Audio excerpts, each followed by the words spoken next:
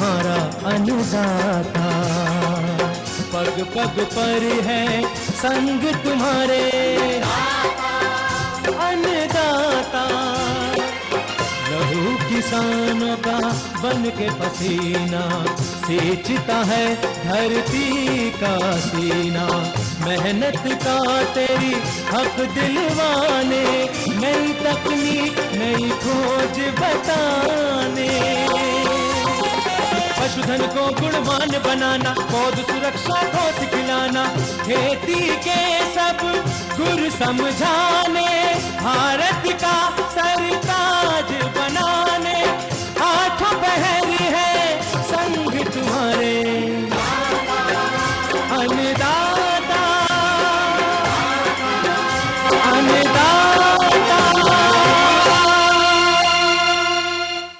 नमस्कार, मैं शालिनी आप सभी दर्शकों का अन्नदाता कार्यक्रम में स्वागत करती हूं। हर रोज की तरह कार्यक्रम में हम एक बार फिर से लेकर के आए हैं खेती बाड़ी से जुड़ी हुई बहुत सी लाभकारी जानकारियां।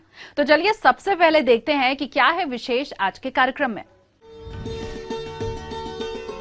पॉली हाउस में चेरी टमाटर की खेती करके किसान कमा सकते हैं अच्छी आय।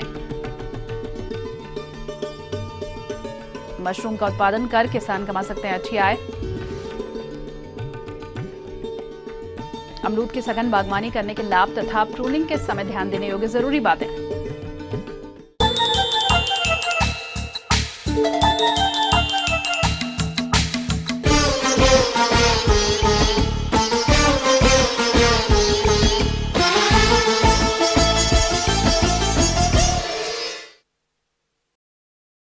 किसान हर देश की प्रगति में विशेष सहायक होते हैं। एक किसान ही है जिसके बल पर देश अपने खाद्यान्न की खुशहाली को समृद्ध कर सकता है। प्रदेश के किसान अगर पारंपरिक खेती से हट करके आधुनिक खेती करें तो और भी अधिक मुनाफा कमा सकते हैं। वर्तमान समय में बड़े शहरों में चेरी टमाटर की मांग बढ़ती जा रही है और ऐसे में किसान पॉली हाउस में चेरी टमाटर की खेती करके अच्छा मुनाफा कमा सकते हैं। तो आइए इस बारे में अधिक जानकारी के लिए हिसार के उद्यान विकास अधिकारी से आपको मिलवाते हैं, जिनका नाम है डॉक्टर अमरजीत कुंडू।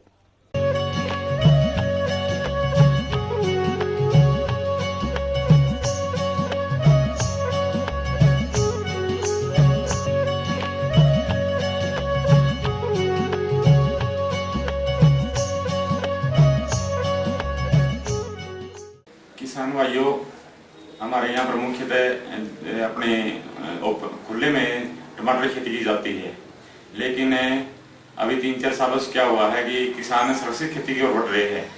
सुरक्षित खेती क्या मतलब है कि जो किसान पॉली हाउस या नेट हाउस में चेरी टमाटर की खेती कर रहे हैं। सब्जियों की भारी कमी को पूरा करने तथा किसानों को अधिक लाभ पहुंचाने के लिए पॉली हाउस तकनीकी ही एकमात्र कारगर उपाय है, जिसके द्वारा उत्पादन बढ़ेगा, साथ ही बेमौसमी सब्जियां उगाकर अधिकतम लाभ प्राप्त किया जा सकता है। इसके अंतर्गत चेरी टमाटर की खेती के बारे में जानकारी देते हुए उद्यान विकास अधिकारी डॉक्टर अमरजीत कुंडू ने बताया कि चेरी टमाटर साधारण टमाटर से काफी छोटा होता है। उसका उपयोग सलाद के तौर पर किया जाता है। बड़े बड़े होटलों में उसकी मांग हमेशा रहती है। जो चेरी टमाटर लगाने को मैं किसान भाई से अनुरोध करूंगा जो थोड़ा आप उसके लगाने तरीके पर ध्यान दें। चेरी टमाटर खेती के लिए उपयुक्त समय के बारे में बताते हुए डॉक्टर अमरजीत कुंडू ने बताया कि चेरी टमाटर के पौधे 15 सितंबर से नवंबर महीने के बीच में पॉली हाउस में लगाए जाते हैं। उन्होंने किसानों को सलाह देते हुए कहा कि चेरी टमाटर की खेती करने से पहले पॉली हाउस को अच्छी तरह से रोग मुक्त कर लेना चाहिए। लगाने से पहले मेरे किसान भाई से अनुरोध है, जिसका नेट हाउस या पॉली हाउस में लगा रहे किसान भाई, तो उसमें आप क्या करना है, जो नेट या पॉली हाउस उसको अच्छी तरह से पॉली हाउस को ढक दें। उसमें पानी लगा के उसमें पॉलीथीन की शीट से आपको ढक दें। उसमें 15-20 दिन में उसको बंद रहने दें पॉली हाउस को। उससे क्या होगा, जितने भी उसमें बीमारियां होगी या जितने कीड़े मकोड़े होंगे उसकी गर्मी में मर जाएंगे। उसके बाद आप पॉली हाउस को खोल दो, तो उसको आप 2-3 दिन खुला रहने दो। उसके बाद अपनी जमीन की तैयारी करके पानी लगा के उसमें आप देसी खाद है या यूरिया है, पोटास है, फास्फोरस है या अपने डिम्बे की दवा डाल के उसमें अच्छी तरह बांध करके उसमें आप अपनी फसल लगा सकते हो। 1 एकड़ चेरी टमाटर लगाने के लिए 200 ग्राम बीज की मात्रा लगती है। बीज को रूट ट्रे में कोकोपीट में लगाया जाता है। करीब 25 दिनों के बाद में बड़ी सावधानी से पौधों को पॉली हाउस में लगाया जाता है। ट्रांसफर करने के इसमें थोड़ा मैं ध्यान किसान भाई से अनुरोध है कि मेरा आप उसको एक-एक पौध को आराम से निकालें और वहां लगाते रहें। उस टाइम क्या करना है आपने, कैप्टन दवाई आती है, उस कैप्टन दवाई का एक पौधे के पास उसमें पानी मिला के 1 ml 1 कप में दवाई डाल के उसमें पौधे के पास डाल दे, जिससे आपका जड़ के रोग की समस्या नहीं आएगी। इसके बाद क्या करना है आपने, ड्रिप इरिगेशन सिस्टम होता है, उसमें आप जो भी खाद है, जो सोल्युबल फर्टिलाइजर है, आप ड्रिप से समय समय पर देते रहें। चेरी टमाटर से अधिक उपज पाने के लिए ड्रिप प्रणाली के द्वारा विभिन्न खाद को पानी में मिलाकर सिंचाई की जाती है। शुरुआत में 19-19-19 2 किलो 3 दिन के अंतराल में दिया जाता है। उसके बाद 2 किलो 0-52-34 3 दिन के अंतराल में दिया जाता है।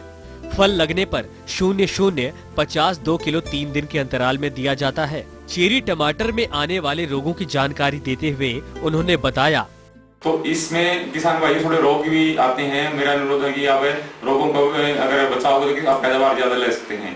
कैप्टन या थीरम दवाई डाल सकते हो। इसके बाद क्या है, आप फल लगने की समस्या है, उस में भी आप इसमें है डाइफेनम 45 दवाई 400 ml पर एकड़ के हिसाब से इसमें डाल सकते हो।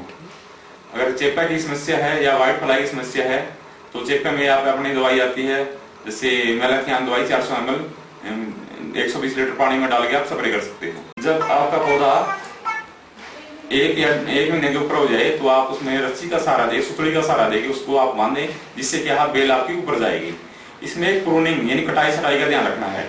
इसमें आपने क्या रखना है कि उसको बेल को सीधा ले जाना है, तो बराबर की जो टहनी है नीचे की वो आपने काट देनी है। इसमें 2 ही टहनियां रखनी है, इन्हीं टहनियों का आपको गुच्छे लगेंगे। एक गुच्छे में आपका क्या है, इसमें 20 से 25 टमाटर लगेंगे। एक पौधे में 10 से 12 किलो टमाटर लेने की क्षमता है। कि किसानों को सलाह देते हुए डॉक्टर अमरजीत कुंडू ने बताया कि चेरी टमाटर की खेती करने से पहले किसान भाई इसकी मार्केटिंग की जांच अवश्य कर लें।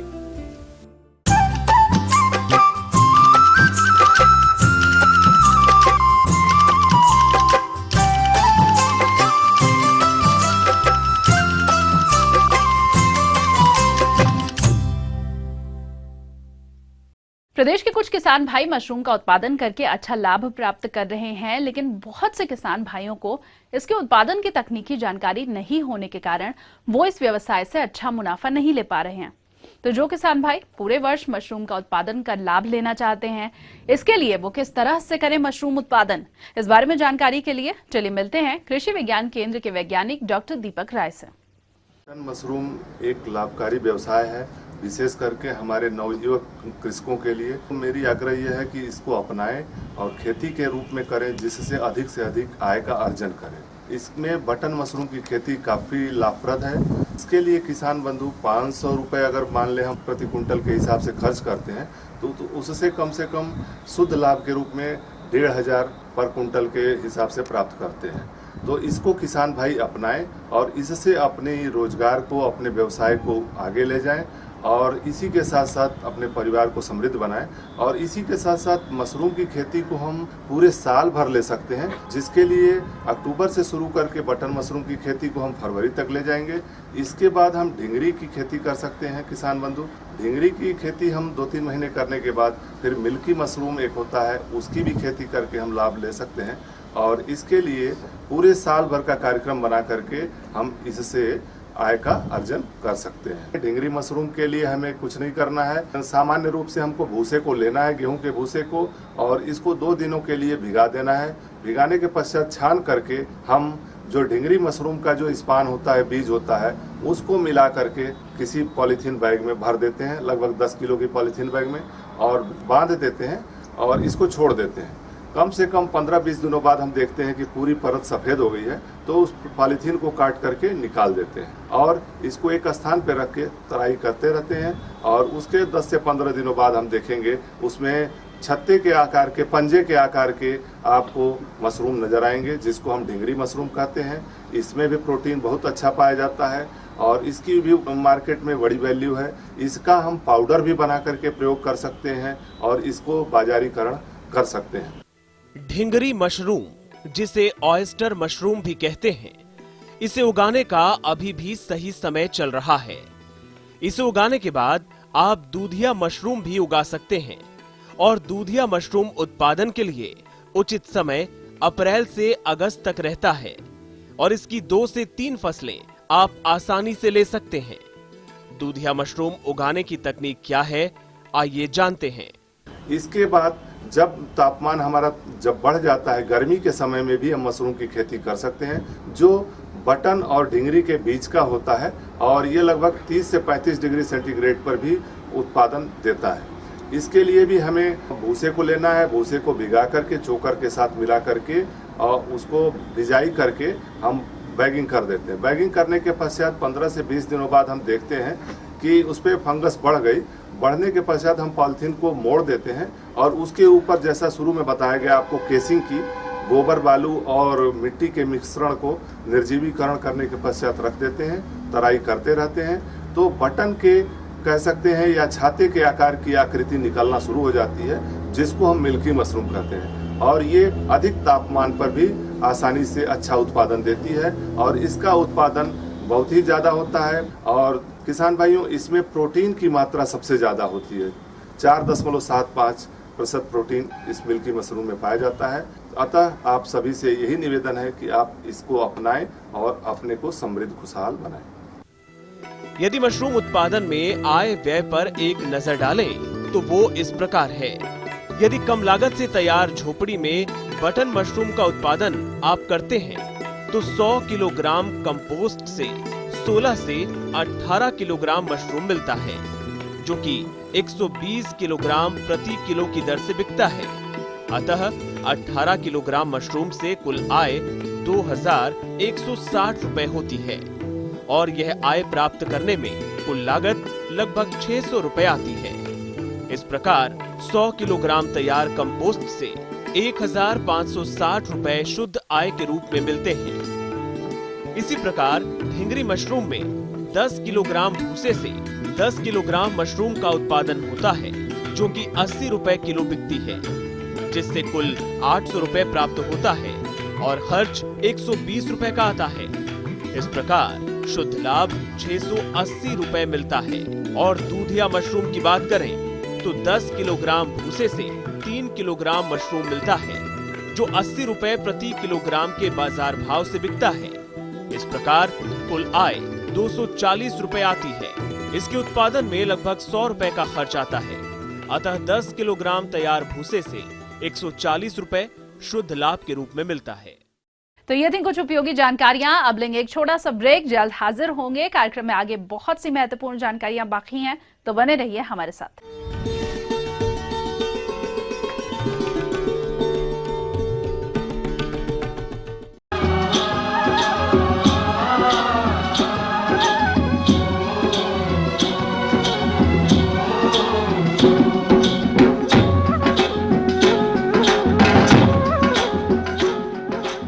ब्रेक के बाद एक बार फिर से आप सभी दर्शकों का अन्नदाता कार्यक्रम में स्वागत है और चलिए अब बढ़ते हैं अगली प्रस्तुति की ओर।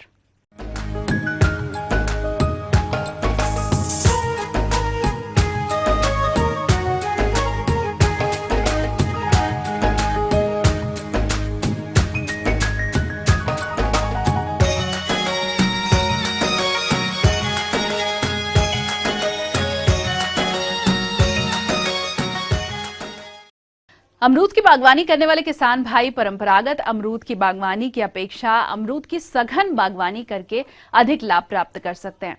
तो हमारे किसान भाई अमरूद की सघन बागवानी कैसे करें, इस विषय पर जानकारी के लिए चलिए मिलते हैं एक वैज्ञानिक डॉक्टर मनोज कुमार सोनी से। आजकल जैसा कि आप लोग देख रहे हैं कि हम लोग के पास जमीन कम होती जा रही है, तो ऐसे में जमीन तो हम बढ़ा नहीं सकते हैं। तो हमें क्या करना पड़ेगा कि जो हम आज पौधे लगा रहे हैं या जो बागवानी कर रहे हैं, खेती कर रहे हैं, हमारे पास ज़मीनें कम होती जा रही, तो हमें उसी हिसाब से आप खेती करनी पड़ेगी। तो हम लोग ने एक नया यहाँ पे मीडो आर्चर्ड, जो अति सघन बागवानी है अमरूद में, इस्टेब्लिश किए हैं। इसका 2003 में हमने इसका पौधा लगाया था। आज हम लोग जहाँ पे खड़े हैं 13 से 14 साल पुराना पौधा है। इसमें पौधे से पौधे की दूरी 1 मीटर है, लाइन से लाइन 2 मीटर की है। हमारे जो किसान भाई इस तकनीक के बारे में नहीं जान पाए हैं, उनके लिए सघन बागवानी पर संक्षिप्त जानकारी इस प्रकार है। इस तकनीक का विकास केंद्रीय उपोषण बागवानी संस्थान रहमान खेड़ा लखनऊ द्वारा किया गया, जहां पर इसके अच्छे परिणाम आए, जिसे देखते हुए संस्थान द्वारा इसे बड़े पैमाने पर किसानों को अपनाने के लिए संस्तुत किया गया, जिसकी कुछ विशेषताएं इस प्रकार हैं। सघन बागवानी के अंतर्गत सघन पौध संख्या को अपनाना, जैसे प्रति एकड़ 222 पौधे 6 गुणे 3 मीटर पर, 444 पौधे 3 गुणे 3 मीटर पर, 888 पौधे 3 गुणे 1.5 मीटर पर, 2000 पौधे 2 गुणे 1 मीटर पर लगाया जाता है, जिसे मिडो आर्चर्ड के नाम से जाना जाता है। और जब हम पौधे लगाते हैं उसमें कटिंग का बहुत महत्व है, क्योंकि अमरूद एक ऐसा क्रॉप है जिसमें नए कल्ले पे ही फल और फूल और फल आता है। तो ऐसे में कटाई छटाई का महत्व बढ़ जाता है। लेकिन कटाई छटाई आप कब करेंगे, समय का बहुत ध्यान देना पड़ता है। तो ऐसे में हमारे इंस्टीट्यूट ने बहुत काम किया इस पे। तो जो हमारे सूट जो कल्ले निकलते हैं, अगर हम मई में इसकी कटिंग करेंगे तो इसमें जो फल आएगा ये आपका ठंडक में, जो नवंबर दिसंबर में हम फल इसका लेते हैं, 1 साल के पौधे में हम 1 से 1.5 किलो फल बड़े आराम से लेते हैं। क्योंकि जब 1 हेक्टेयर में 5000 पौधा आता है, नॉर्मल डेंसिटी हमारी 6 बाई 6 की होती है, जिसमें उसका एक पौधा, इसके 18 पौधे, उसमें हमारा फ्रूटिंग स्टार्ट होता है तीसरे साल। तो इसमें हमें जो 1 से 1.5 किलो भी मिला तो हमारा यील्ड अपने आप बढ़ गया। तो पहले साल में हमें 10 टन मिला, दूसरे साल में 20, तीसरे में 40, इसी तरह करते हुए 5 साल के बाद इसमें हम 50 से 60 टन आराम से ले लेते हैं। एक पौधे से लगभग 12 केजी लेते हैं। दूसरी चीज़ एक इसमें आपने देखा होगा कि इसमें मल्चिंग हमने कराया है। मल्चिंग का क्या काम है, एक तो जो हम सिंचाई करते हैं उसको काफ़ी समय तक रोके रखता है। दूसरी इसमें जो घास फूस नहीं आता है, जिससे हमारा जो लेबर कास्ट होता है वो काफ़ी कम हो जाता है।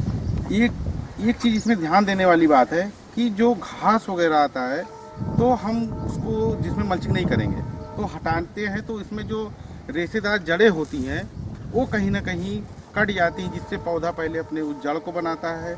इसके बाद फिर हमारे पौधे की फ्रूटिंग, और इसीलिए फ्रूटिंग हमारी लेट हो जाती है। तो ऐसे में हम लोग को ध्यान देना चाहिए कि हमें मल्चिंग करें। मल्चिंग चाहे हमें घास फूस हो, या हमारे पास केले की सूखी पत्ती हो, या फिर नहीं तो सबसे आसान होता है कि हमें 100 माइक्रोन की इसमें काली पॉलीथीन में भी एक सिल्वर कलर का आता है, जहां देख सकते हैं सिल्वर इसमें बेस्ट पाया गया, क्योंकि इसमें कुछ इंसेक्ट ऐसे होते हैं जो रिफ्लेक्ट करता है, जिससे कीड़े इसमें कम से कम आते हैं।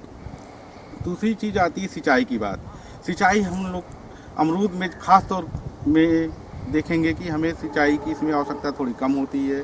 ऐसे में बहुत महत्वपूर्ण हो जाता है कि पानी की आज बचत करनी चाहिए, क्योंकि पानी की जो दोहन हो रही है इससे आज नहीं कल पानी की कमी होने वाली है।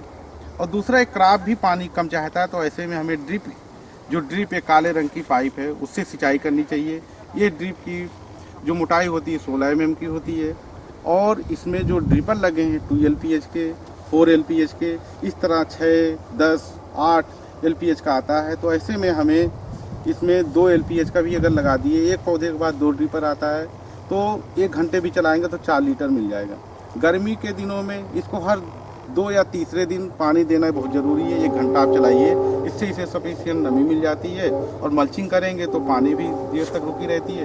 पानी के बचत के साथ साथ आप इसमें लेबर कास्ट भी आपका कम लगेगा, और आपका प्रोडक्शन और जो अमरूद की क्वालिटी होती है वो बड़े आराम से बढ़ जाएगी।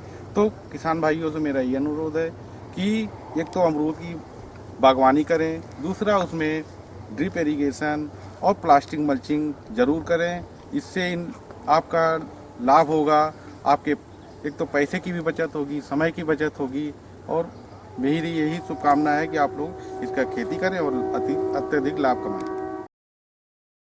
आगे और भी हैं कुछ रोचक जानकारियां, पर यहाँ पर रुकेंगे एक और ब्रेक के लिए, जल्द हाजिर होंगे।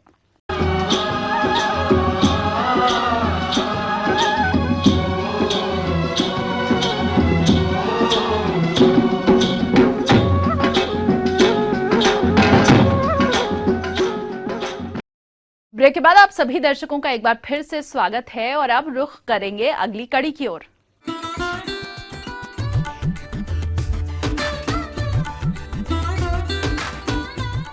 अन्नदाता हेल्पलाइन निशुल्क फोन संपर्क सेवा के माध्यम से आपके द्वारा पूछे गए कृषि से जुड़े हुए प्रश्नों में से एक या फिर दो महत्वपूर्ण प्रश्नों को हम अपने कार्यक्रम में शामिल करते हैं और इसी के तहत आज का चयनित प्रश्न और उसका जवाब इस प्रकार है। अन्नदाता निशुल्क फोन संपर्क सेवा के माध्यम से पूछे गए प्रश्नों में से आज हमने जिस प्रश्न को कार्यक्रम में शामिल किया है उसे पूछा है ग्राम हांसी, जिला हिसार के कृषक पवन सिंह ने। यह सूक्ष्म सिंचाई के फायदे एवं सरकार द्वारा इस पर कितना अनुदान है, इसके बारे में जानकारी चाहते हैं।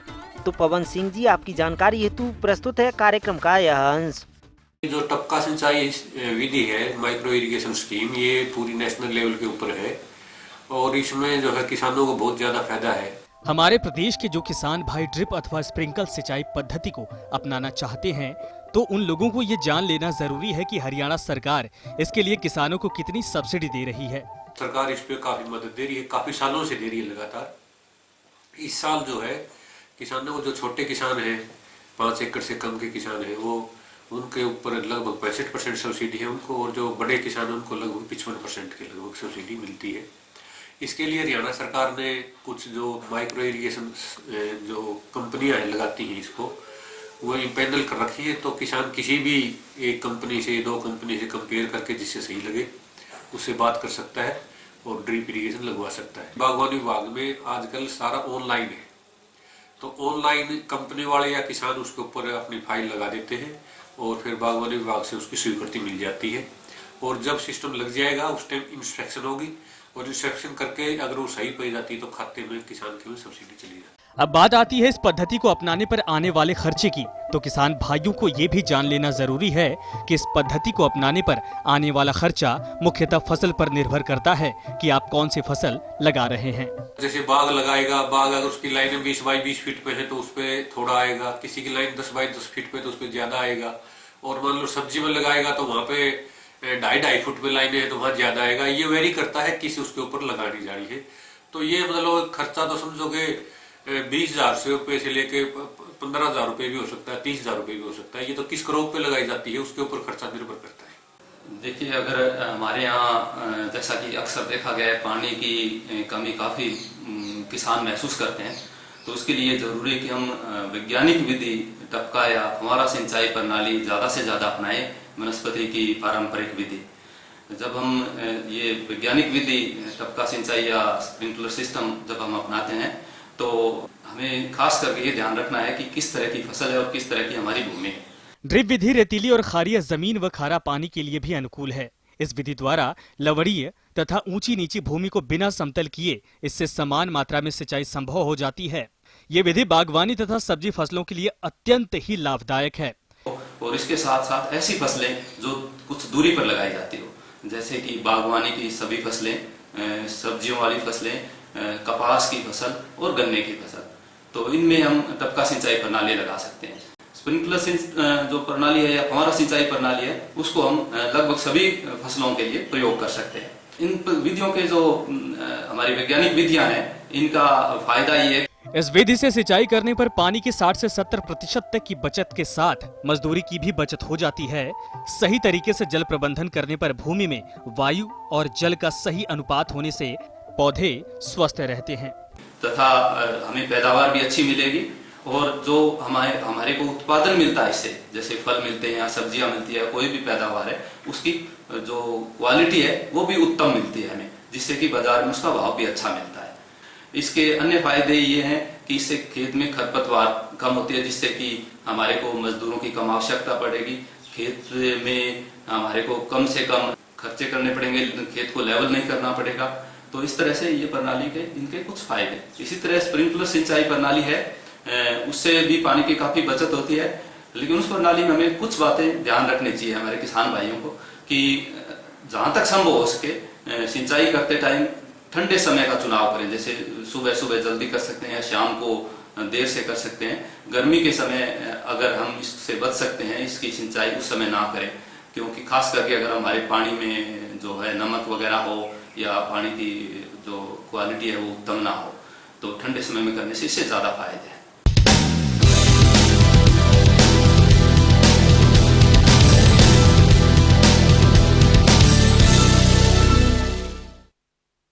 राज्य के विभिन्न मंडियों में कृषि उत्पादों के चढ़ते उतरते बाजार भाव की संक्षिप्त जानकारी इस प्रकार है।